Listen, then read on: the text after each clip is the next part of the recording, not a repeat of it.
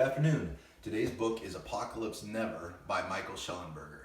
I'm really excited to talk about this book because sometimes you pick up a book and it just opens your eyes to a whole different world you never saw before. This book is exactly like this. This book is about climate change, and I expected it to be just another run-of-the-mill books that talks about the pros and cons of different energy and whatnot. But this book really cuts through the BS and gets right to the heart of the matter, and wow.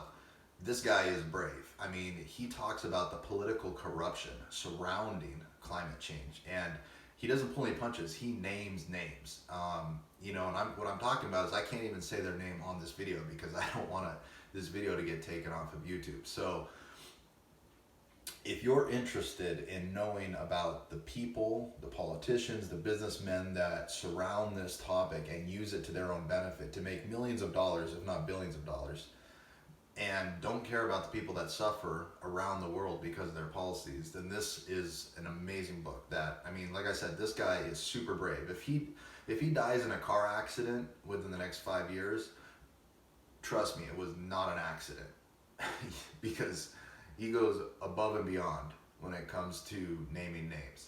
Now, that part of the book is worth the read just for that. The other side is if you want to understand practical policies that will solve climate change, he is an expert in this field. I mean, he's not a far left-wing guy who's an activist who's saying that we should all turn the whole world into forest and all become vegans.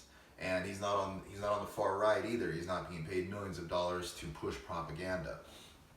He's a guy that when he was 16 years old, he had a birthday party and he charged people to come to his birthday party, and he gave the money to a climate change organization. So he is someone that is authentic. He's been involved with this for decades, and his practical solutions are, to put it simply, it's about moving from less energy dense sources of fuel to more energy dense sources of fuel. And what I mean by that is that right now we use fossil fuels primarily as energy source.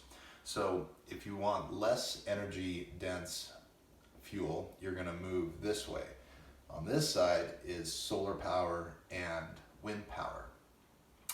If you go this way, you're talking about things like uranium and nuclear power, and eventually fission power. So his argument is that when you move if you move towards less dense sources of energy, instead of going to more dense sources of energy, you actually end up, the net result is that you're creating more pollution. So the whole book lays this out, and so I'm not going to get into every single detail of it now, but the countries that have really benefited from this and taken this to heart is a country like France.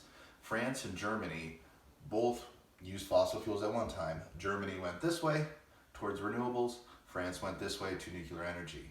Today, you can look at those two countries and you see that in Germany, power, energy that people are actually paying is twice as much as it is in France. And they're actually creating a lot of pollution because every time you build a solar plant or wind farms, that energy is not dependable. The wind doesn't always blow, the sun doesn't always shine, but people always use power. So what you have to do is you have to end up building coal and other fossil fuel plants to support the energy that is coming out of those renewable power plants, because when the renewables aren't working, you've got to continue to feed electricity into the system. So you have to build fossil fuel plants anyways. So you end up doing a lot of extra work, creating a lot of extra pollution for very little net gain. Whereas if you move to nuclear, you have dependable power, and these plants can last from anywhere from 40 to 80, maybe even 100 years before they have to be decommissioned, which is much longer than a solar panel, which maybe is 20 years, or a wind turbine farm.